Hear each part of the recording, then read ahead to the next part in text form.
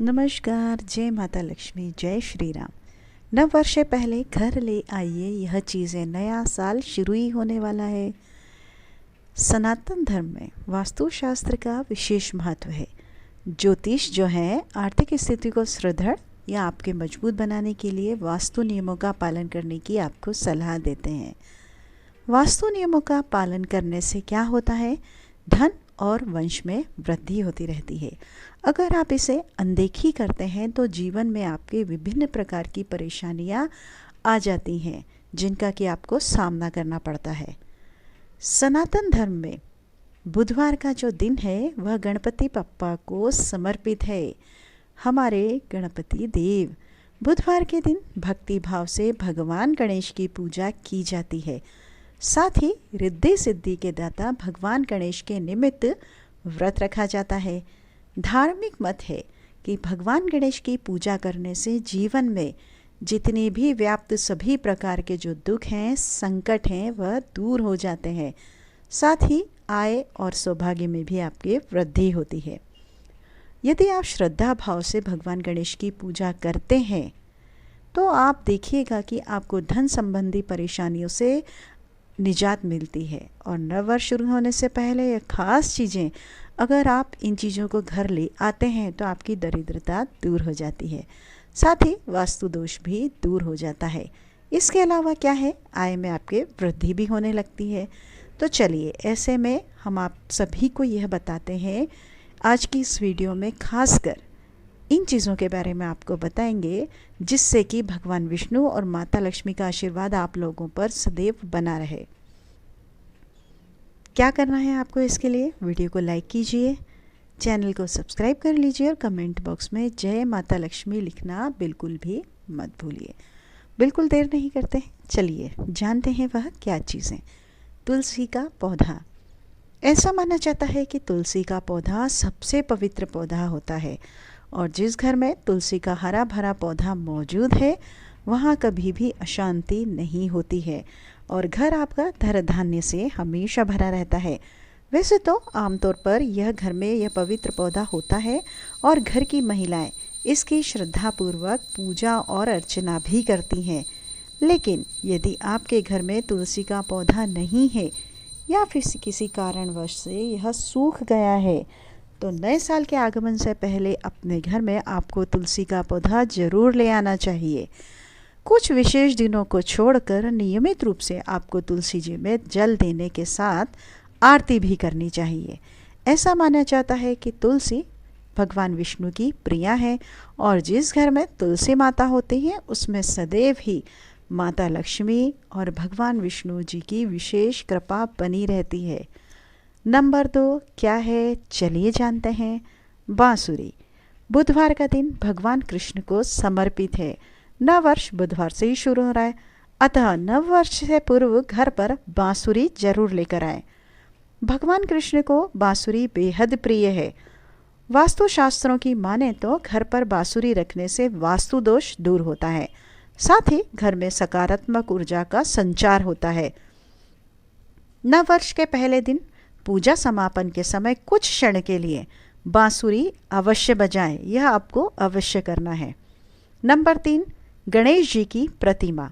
अगर आप व्यापार में तरक्की नहीं कर पा रहे हैं तो आपको इस नए साल के दिन भगवान गणेश जी की प्रतिमा लेकर आनी चाहिए। जब आप भगवान गणेश की प्रतिमा को अपने घर लेकर आते हैं तो ऐसे में आपको तरक्की होने लगती है आपके घर में। और इस बार तो नया साल बुधवार के दिन पड़ रहा है और इस दिन आपको भगवान गणेश की पूजा अवश्य करनी चाहिए। अगर आपके घर और जीवन पर किसी भी तरह की वास्तु से जुड़ी कोई समस्या है तो भगवान गणेश की प्रतिमा रखने से इनसे आपको छुटकारा अवश्य मिल जाता है। आप इससे छुटकारा पा सकते हैं। नंबर 4 क्या है, चलिए जानते हैं। मोर पंख। वास्तु जानकारों की माने तो घर पर मोर पंख रखने से सकारात्मक ऊर्जा का संचार होता है। अगर आप आय और सौभाग्य में वृद्धि पाना चाहते हैं तो नव वर्ष से पहले आपको क्या करना है, मोर पंख जरूर घर लेकर आना है। वहीं नव वर्ष के पहले दिन पूजा के बाद आपको मोर पंख को आपकी तिजोरी में आप रख दीजिए। इस उपाय को करने से धन की समस्या जो भी है आपकी धीरे धीरे दूर होने लगती है। नंबर 5 चांदी की कामधेनु गाय। सनातन धर्मों में निहित है कि कामधेनु गाय की पूजा करने से साधक की हर मनोकामना पूरी होती है।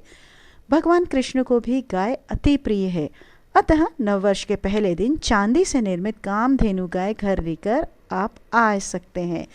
चाहे तो नववर्ष के पूर्व पहले भी कामधेनु गाय आप ला सकते हैं। नववर्ष के दिन आप विधि विधान से पूजा कर सकते हैं। कामधेनु गाय को आप तिजोरी में रख दें। इस उपाय को करने से भी आपकी आर्थिक तंगी में आपको मुक्ति मिल सकती है। इसके अलावा नए साल की शुरुआत में चांदी के सिक्के खरीदना भी बेहद शुभ माना जाता है।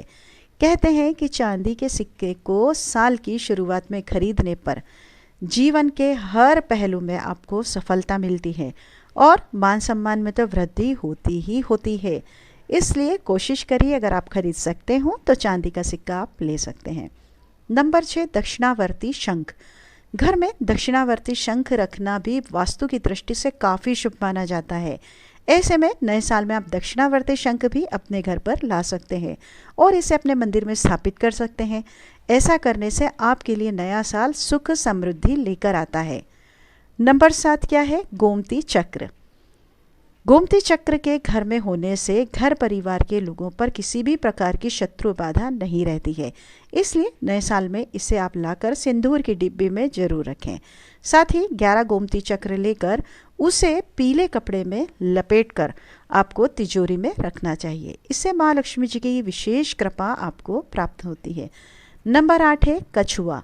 हिंदू नववर्ष से पहले घर पर धातु से बना कछुआ लेकर अगर आप आते हैं, क्योंकि वास्तु में कछुए को भगवान विष्णु जी के कश्यप अवतार से जोड़कर देखा गया है, इसलिए कछुआ लाने से भगवान विष्णु के साथ माँ लक्ष्मी जी की भी आपको विशेष कृपा प्राप्त होती है एवं सकारात्मक ऊर्जा का संचार होता है और वहीं पर जो बुरी शक्तियाँ हैं उसका नाश होने लगता है। साथ ही घर में संपन्नता आपके बनी रहती है। पीतल, चांदी, तांबे के धातु का आप कछुआ रख सकते हैं। इसके अलावा वास्तु अनुसार घर में चांदी के हाथी की मूर्ति रखने से आपके मान सम्मान और यश में आपको प्राप्ति मिलती है। इसलिए नववर्ष से पहले घर में धातु का हाथी खरीदकर आप लाएं। ठोस चांदी के धातु से बनी हाथी की जो प्रतिमा है आप खरीद सकते हैं। वास्तुशास्त्र में चांदी और पीतल के हाथी को घर के लिए सौभाग्यशाली बताया गया है और हाथी को आपको क्या करना है? घर की उत्तर दिशा में रखना चाहिए। नंबर 9 है लॉफिंग बुद्धा। अगर आपके घर में लॉफिंग बुद्धा की मूर्ति नहीं है तो आप नए साल में आप इस मूर्ति को घर में ला सकते हैं।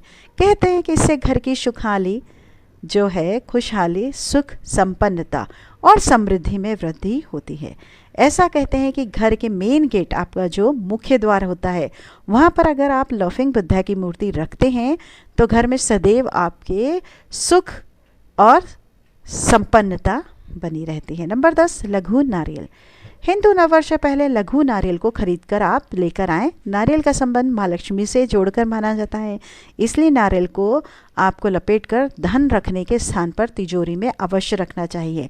माँ लक्ष्मी की कृपा आपके ऊपर सदैव बनी रहती है और धन का आवक जो है आना आपका घर में बना ही रहता है। नंबर 11 महालक्ष्मी यंत्र। वास्तु के अनुसार 2024 समाप्त होने से पहले महालक्ष्मी यंत्र को घर में स्थापित कर लें। इससे परिवार में माँ लक्ष्मी का आगमन होता है। माना जाता है कि महालक्ष्मी यंत्र के लाने से आपके परिवार में जीवन खुशहाली में आ जाता है। इसके अलावा लक्ष्मी माता की घर की जो भी है माँ लक्ष्मी आपके घर की तरफ आकर्षित होती हैं। ये सबसे अच्छा और सरल उपाय है। तो लक्ष्मी जी के चरणों को घर के मुख्य द्वार है जो है उस पर आप लगा सकते हैं। घर में सुख समृद्धि तो आती ही आती है, धन की वर्षा भी होने लगती है। दरअसल माँ लक्ष्मी जी के चरण साक्षात लक्ष्मी जी को प्रसन्न करने का एक तरीका माना जाता है। भगवान विष्णु की कृपा पाने का एक जरिया है। दीपावली पर आपने अक्सर देखा होगा कि हम माँ लक्ष्मी जी के चरण स्थापित करते हैं। इन चरणों को घर में स्थापित करने से जो है आपकी खुशी का आगमन होने लगता है। नए साल से पहले यह चरण आप अपने घर में जरूर लेकर आएँ। वहीं नए साल से पहले घर में घोड़े की नाल ले आइए, इससे आप घर के मुख्य द्वार पर भी लगा सकते हैं। वास्तु के अनुसार घोड़े की नाल परिवार से नेगेटिव एनर्जी को, आपके जो परिवार में कुछ भी नेगेटिव एनर्जी उसको दूर करता है और गुड लक लेकर आता है। यह था आज की वीडियो में। इतनी जानकारी अगर आपको पसंद आई हो तो वीडियो को लाइक कीजिए, चैनल को सब्सक्राइब कीजिए। वीडियो में अंत तक बने रहने के लिए आपका तहे दिल से शुक्रिया। और किस विषय पर आप वीडियो देखना चाहते हैं या कोई जानकारी लेना चाहते हैं तो अवश्य हमें बताइए। यह वीडियो हम आपको ध्यान में रखकर आपकी रुचि के अनुसार ही बनाते हैं, और अगर आपको वीडियो से कुछ भी थोड़ा भी लाभ होता है तो इसमें हमारा सौभाग्य है। जय माता लक्ष्मी, जय श्री राम। वीडियो में अंत तक बने रहने के लिए एक बार फिर से तहे दिल से आपका शुक्रिया। ऐसे ही नई नई वीडियोस आती रहेंगी, आप देखते रहिए और लाभ उठाइए। और हाँ, आप जितने भी लोग हैं उनमें भी शेयर कीजिए। नमस्कार, आपका दिन शुभ हो, मंगलमय हो।